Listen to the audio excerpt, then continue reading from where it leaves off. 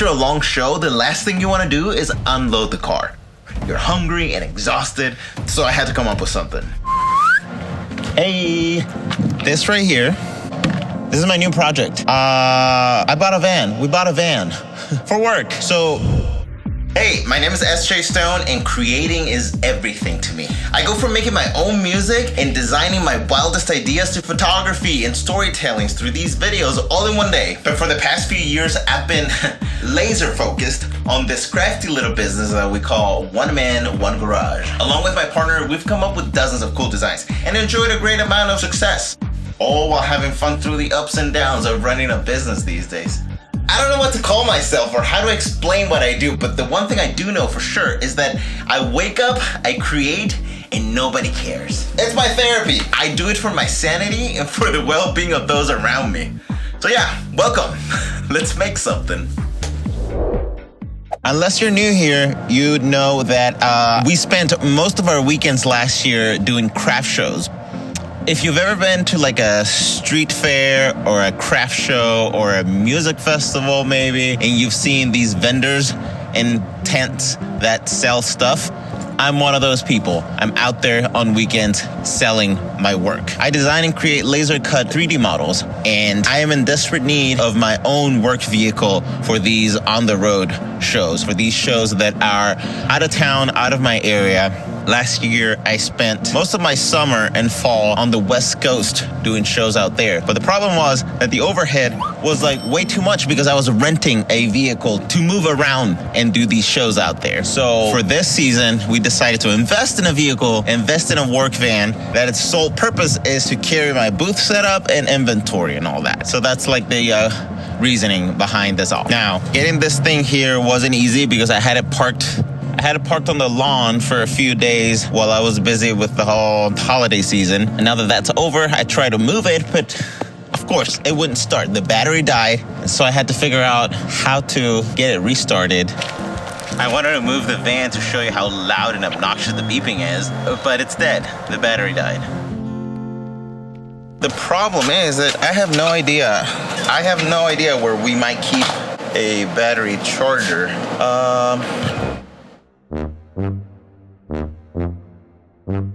According to Marcus, he thinks that the battery charger is near the welder here in the garage, and it looks like a red box. This is the welder right here, but I don't see anything around it that looks like a red box. Maybe this? That's a propane heater.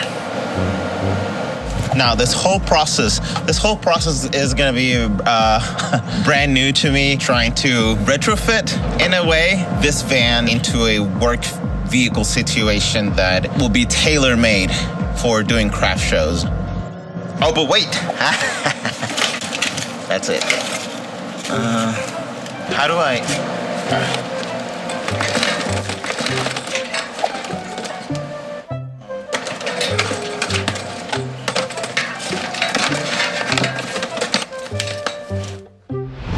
Now the closest power source that I have to plug this thing in is like way out. Is like not even, let me see, hold on. Now, the plan is not to go, I'm not trying to like completely gut the vehicle and turn it into a tiny home. I'm not going into the van life. Like, that's not what this is. All that I need is for the vehicle to get me from point A to point B, make it easy and convenient to load and unload my booth, and in the smallest footprint. Okay, I just need an extension to get from here to the van. It's not too long, maybe 20, 30 feet. I don't think it's gonna solve every problem, but at least it will solve the costly overhead problem of renting a vehicle. I don't know if I'll be able to get this done tonight because I'm already losing light. And I can't have that cord. I don't know if it's gonna charge fast enough before I need to drive over that cord in the driveway that's just going across the driveway. But I guess we'll find out.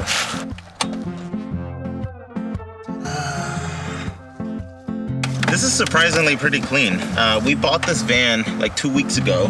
It was the sketchiest purchasing experience, buying from a used dealer lot.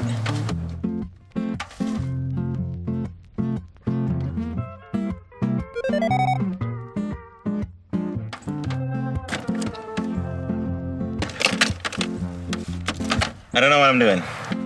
All right, so I'm gonna put in the negative first, which I believe. How do I get there? Huh? Why? There's no way. I can't.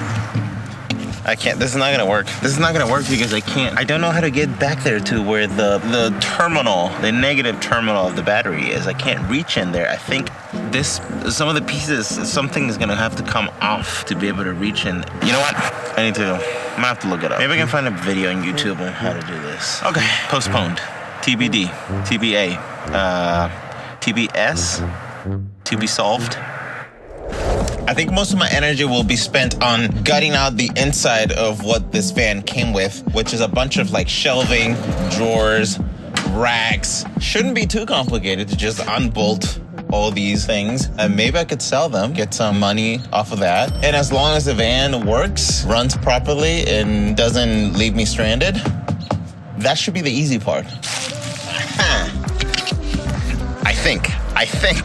I think I got it to start charging. That was complicated. So as it turns out, I didn't have to pull out the battery or pull any pieces or take it apart in any way. There's like a cable that is serving as a bus for the negative, what do you call it? Negative terminal that is bolted, that is screwed onto a bolt on this. Anyway, point is, I think it's charging. It's at 0%, so it might take a couple hours at least to get it to a starting point. I think I should be able to start it, but I don't know if I can attempt to start it while things are still plugged in. And I don't feel like I'm plugging it right now because it was really hard to get to the negative terminal. I'm gonna let it run a little bit longer and test it out later or tomorrow. I don't know. For a second there, I thought I was screwed and I didn't believe in myself that I could figure this out, but here we are. I wanted to take a break to talk about our camper Birdhouse. This is a cute little trailer that you can hang outside to give a home to the little birdies. But if you could care less about birds, you don't have to put it outside. You can sit it on a shelf, on your desk, or even put a light in it. Why not? Leave it inside. Do whatever you want with it. You can even use it as a Christmas ornament. There's no wrong answer. The kit comes flat packed like this. All these cards hold the pieces to assemble it. You just pop them out and snap them together. It's that simple.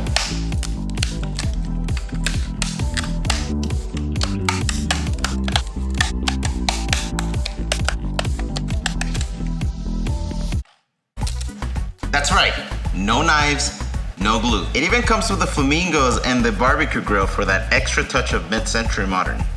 We have a variety of colors for you to choose from. Apple green, ruby red, navy blue, candy pink, citrus orange, something purple, and the iconic vintage blue that you see right here. The best seller. And we also have a paint yourself version. It comes with a strip of acrylic paint so you can make it your own. So yeah, it is a great gift for those who enjoy putting things together, and at the end you end up with a functional piece of art. That's kind of our thing, like functional art. I like to describe it as functional art because it looks cool, but also serves a purpose.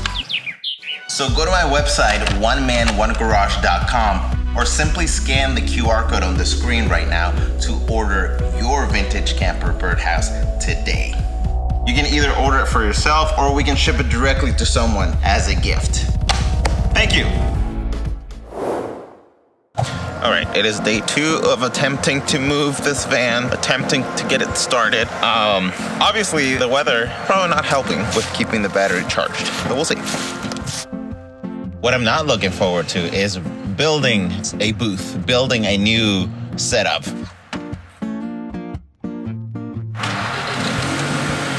And if you're, and if you've seen my videos before and you're having deja vu of last year, yes, last year I made an entire whole new setup. I shipped it out to the West Coast and it stays there. That one is staying over there because I will be going back to the West Coast to do some shows in the summer. All right, now I just need to back it into that spot over there. But for the spring, I'm gonna need a brand new setup, which is gonna be a copy of the other one. Does it have to be this loud? I don't understand. It literally sounds like a smoke detector. I know that it's for safety, but does it really need to be that obnoxious? Done. That sound is just, why does it have to be so loud? I don't understand.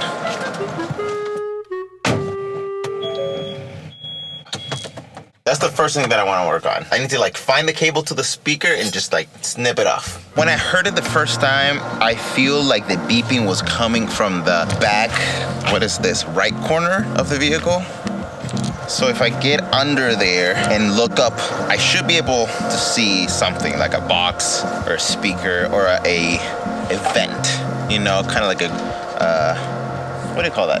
Where the sound is supposed to be coming out from. Yep, that looks like something.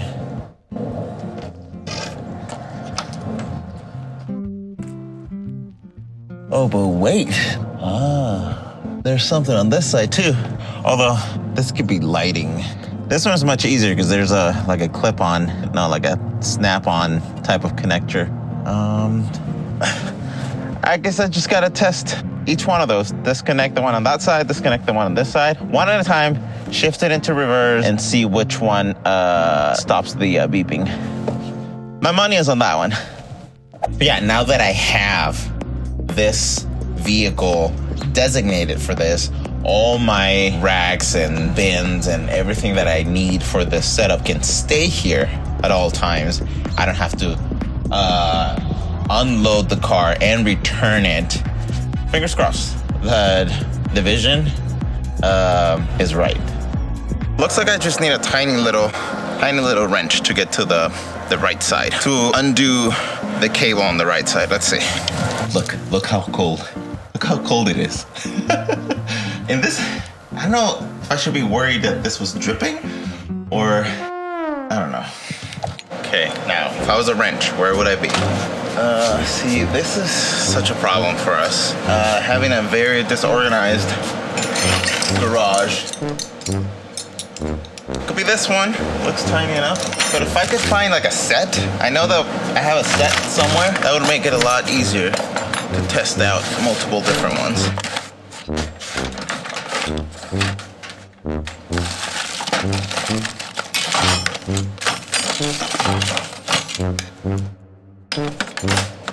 This is like a whole set of, I don't know what these are called, but they are more, I don't know, these are easier to use. Something like that size. That might do it actually. I mean, to be honest with you, if nothing else, my time on the West Coast served as proof of concept for what I'm trying to do with this. I rented out a van just like this one while I was out there. And I don't want to say I fell in love with it, but I fell in love with the ease. I fell in love with how easy it was to manage, how easy it was to load and unload out of this thing. Because it has a, is it a 360? No, 180? I don't know. It has these doors on both sides. It has the double door on the back that actually open all the way out. Just lots of room, lots of space, lots of headroom in the back here. You don't have to deal with folding seats or taking seats out like I was doing with minivans and SUVs. So yeah, it's kind of ideal for what I'm trying to do here.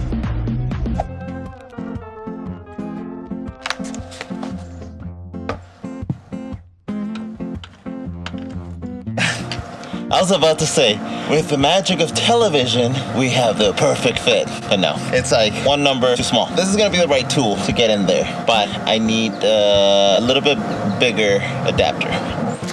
Also, I am kind of worried about this cold weather. If you remember, last year we had a very cold week and shit started breaking left and right. We got a ton of snow and I was pretty much locked in my driveway. I couldn't go anywhere. I couldn't drive my car out. I tried. You should go and watch that video. I've never seen this quantity of snow in Nashville. Like, it just doesn't happen. I've been here like almost 15 years and I've never seen it like this. Much of Middle Tennessee stayed home for a snow day. Some dealt with dangerous conditions on the roadways. This was in South Nashville today. Cars sliding down Haywood Lane near I-24. News 2 crews watched as drivers tried to climb that hill. It's time for me to risk it all. What's the worst that could happen? I don't know. All right, I'm doing it. Here we go. This is not going well. I'm sliding. Can't get a grip. Cannot get a grip. Yep, never mind. Not a good idea. There it is. There's my car. Literally, my driveway. Right there. On a scale of like 1 to the most idiotic idea that I've ever had, this one falls into a good 6. Solid 6. It had to be tried, you know? Traumatic. I'm not looking forward to this winter. They're saying we're gonna get 4 to 5 inches of snow, and I feel like I should be better prepared. Side project. It is time for a quick side project. I have a problem. I have an issue with, when it comes to our camper Birdhouse, the method that we use to add color to them is dye-sub, which is sublimation. It is a transfer of, you transfer the color onto the wood using a printout, using heat. Kind of like one of those iron-on patch, or like a temporary tattoo. Similar to that, you apply heat onto this sheet of paper. Doing so makes the ink on the paper sublimate. I think that's what it means, to go from solid to a gas through the heating when you apply the heat. Or for the color to come out perfectly inside the lines of the design, you have to be able to line up the transfer, which is the sheet of paper with the colors printed on. You have to be able to line that up perfectly to the design. Enter the solution. This right here, it looks kind of like a pizza, what do you call it? A pizza, you know what I mean? That thing that you use to put the pizza in the pizza oven? So this is like a template where I put the cart of the camper, and then you put the sheet of paper on top of that. It goes into the heat press, and then it comes out looking like this. This is version 5 of trying to make the perfect device to get this done. Because you know, when you apply heat to wood, eventually you're gonna burn it. So this one's been abused. I'm gonna start off with gluing the 3 different layers. I'm replacing this old design with this new one, which is thicker wood. On top of that, I'm planning to apply some heat-resistant spray paint on it. This paint is made for car engines and what else? Barbecue grills. So it should be able to handle the amount of heat that this wood will take on. Nothing too crazy, because in the next step, I'm also going to put some screws in to hold it tight. Oh, you know what? I think I'm gonna use the heat press to press these down while they dry. It's a good idea. The hope here is that the heat-resistant spray paint will slow down the process of burning of the wood. All right, I'm gonna let that dry for like 20 minutes, half an hour or so, and then come back to put some screws on those, and then I can start painting.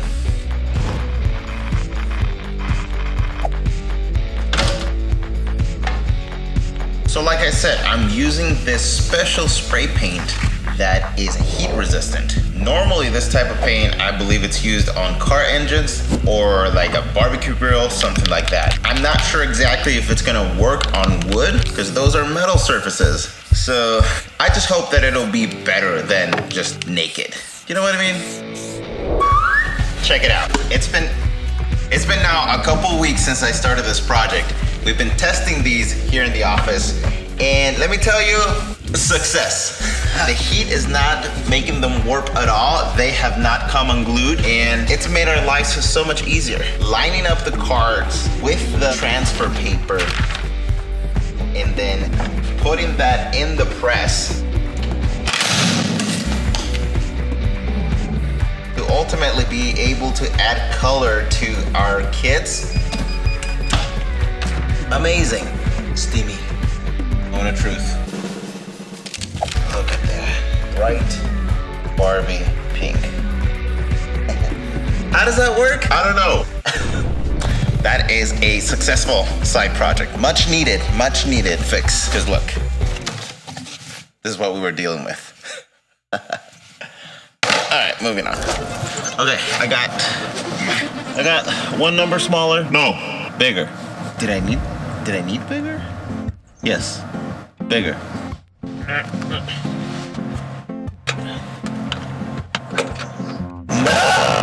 Too big?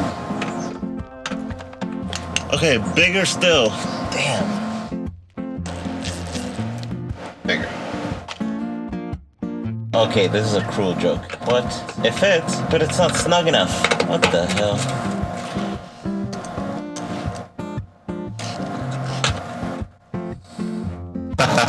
It's loose enough. It's loose enough to just use my fingers. You know why I also think it's this cable and not the other side? Because based on my music knowledge, a cable like this should be a speaker cable. You shouldn't need such a complicated connector like the one on that side to power or to send signal to a speaker. So this one, which seems a lot more simple, should be the one. Okay, come on. Fuck. There we go. The hell is that? What did I do with the key? Got it. I don't know, part of me is like, that was too easy. There's no way in hell. Alright, moment of truth. Hit and reverse. No beeping! Reverse. And reverse view. Yeah. Beautiful, beautiful. Now what? That's the end of the episode, I guess. I need to find a new problem. So, in sum, to recap and to put it in simple terms, was it worth investing in this van? Yes. Let me tell you, having this designated vehicle to do my shows, that is not the vehicle that I drive every day, it has made it so much easier because I don't have to unload it at the end of a show. I don't have to load it on a Friday every weekend. It's made it easier to keep it stocked. The rest of the week, all that I have to do is just grab more inventory. And to be honest, what I paid for the van, I already made that in sales through this second setup. We're even considering adding another one or upgrading it to something bigger. I don't know, but so far we like it. The alternative to this was a cargo trailer to haul another store. Not as big as the trailer that we have for our main booth, which is the one that holds the store that Marcus runs. I'm not about towing. I don't want to deal with that. He makes fun of me because I'm like, well, what if I need to park in a parking deck? Or what if I want to go through a drive-through or something? I don't know. I just don't want to deal with it. It seems like such a hassle to have to tow a trailer.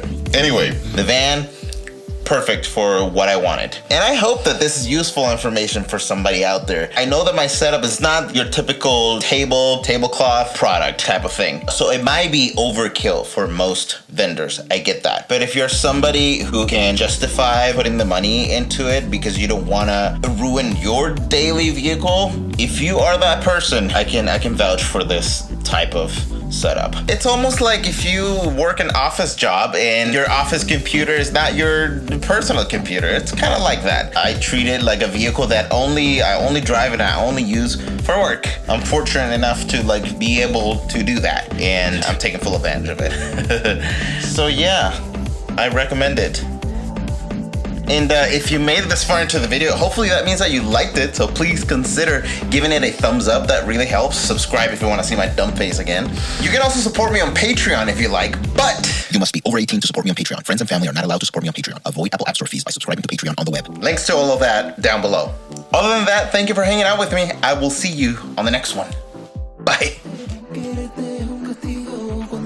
I don't want you on my mind. I want you here.